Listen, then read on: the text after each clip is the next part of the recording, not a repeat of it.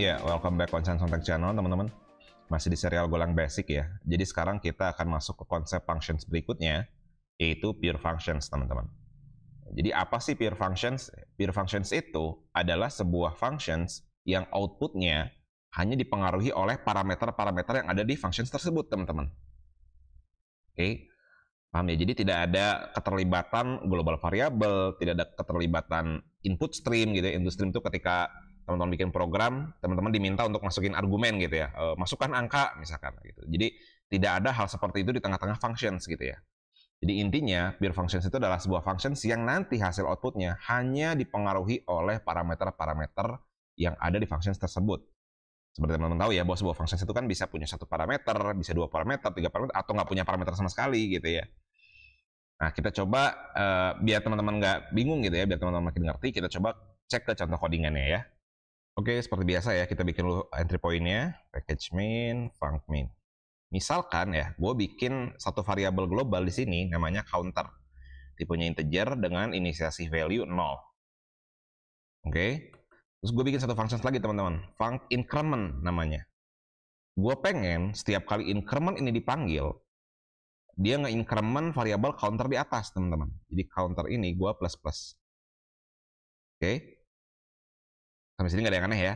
Misal increment ini gue eksekusi. Oke, gue eksekusi 2 kali deh. Ya, terus gue print si counternya. Oke, kalau kita jalanin teman-teman, hasilnya counternya jadi 2. Ya dong, increment pertama counter plus 0 jadi 1. Ya kan? Increment 2 counternya udah 1 kan? Sebelumnya kan udah di counter 1 ya kan? Increment lagi jadi 2. Makanya ketika kita print hasilnya 2. Paham ya? Nah, ini functions increment ini disebut sebagai impure functions, teman-teman. Kenapa? Karena behaviornya atau outputnya gitu ya, output dari functions ini itu tidak bergantung pada parameternya sendiri gitu. Even functions increment ini nggak punya parameter bahkan gitu ya. Paham ya? Tapi ketika dia dieksekusi gitu ya, ketika si increment ini dieksekusi, dia nge-mutate something di luar variabel, di luar scope dari si functions increment-nya gitu ya. Dalam hal ini si counter yang ada di luar scope dari increment-nya.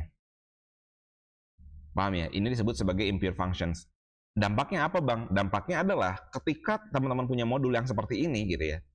Ketika teman-teman bikin package Golang, nanti kita akan belajar tentang package by the way. Teman-teman asumsikan aja bahwa package itu adalah satu kode khusus untuk spesifik function tertentu gitu ya, yang nanti akan dipanggil di codingan Golang yang lain gitu ya.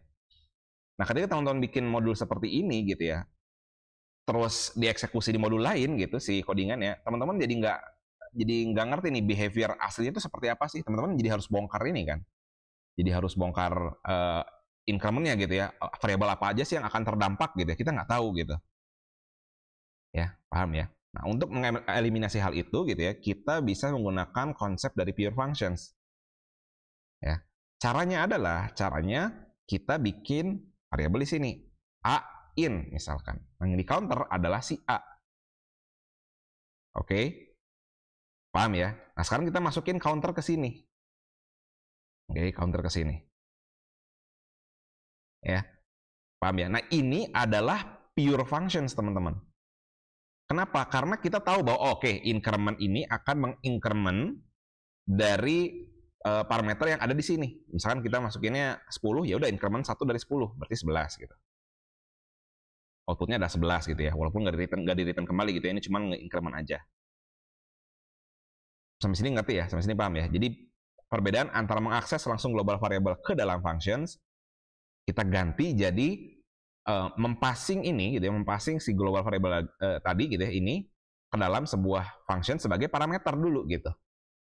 Ya, maka kita tahu bahwa functions increment ini pasti akan mengincrement parameternya gitu. Jadi kalau gue masukin 10 pasti di 11 gitu. Gue masukin 12 jadi 13 gitu. Kalau gini kita kan nggak tahu nih. Oke, kita harus tahu dulu nih. Tadi kan gini ya. Ini counter. Oops, sorry. Kalau gini kita kan harus tahu dulu nih. Sekarang posisi counter berapa nih? 0. Ya udah kalau gitu, kalau gue eksekusi sekali berarti hasilnya jadi 1 gitu ya. 2 kali jadi 2 gitu ya. Kita harus tahu dulu nih state dari counter ini berapa gitu.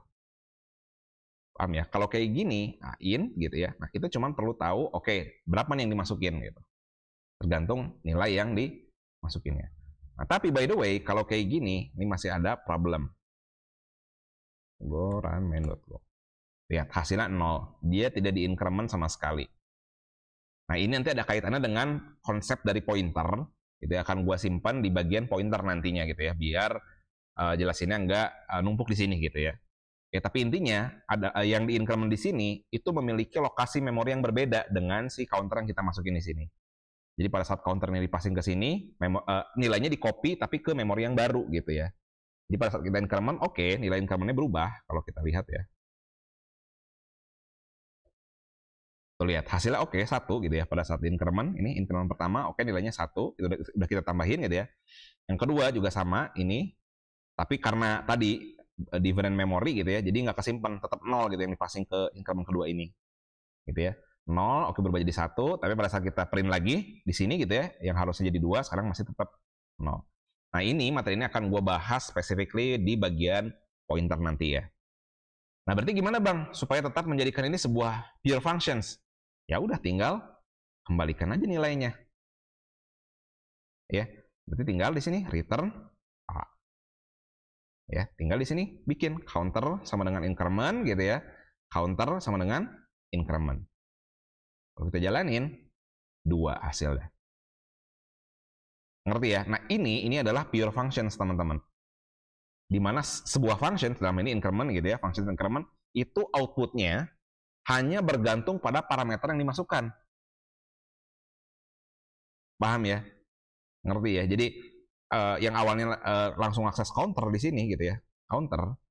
Nah, ini kan berarti mengakses global variable, mengakses hal yang di luar dari scope si increment ini. Ya dong, nah itu impure functions. Dampaknya tadi udah gue jelasin ya, bahwa ketika ada modul lain yang mau pakai, behaviornya jadi undeterministic gitu. Jadi kita nggak bisa pastikan bahwa oke, outputnya akan sekian gitu, karena ada global variable yang terpengaruh ternyata gitu ya. Paham ya? Jadi sebisa mungkin gunakan prinsip pure functions supaya kode teman-teman juga makin rapi gitu ya, makin enak dibacanya, terus makin engineer yang lain itu bacanya juga atau pakai modulnya juga lebih nyaman gitu ya, karena mereka ngerti bahwa oke, kalau gue masukin ini keluarnya pasti ini gitu ya, nggak ada global variable yang akan terdampak yang tiba-tiba unexpected, ada yang value yang berubah gitu di luar gitu, itu akan sangat memusingkan gitu ya. Oke, jadi ini konsep pure functions teman-teman.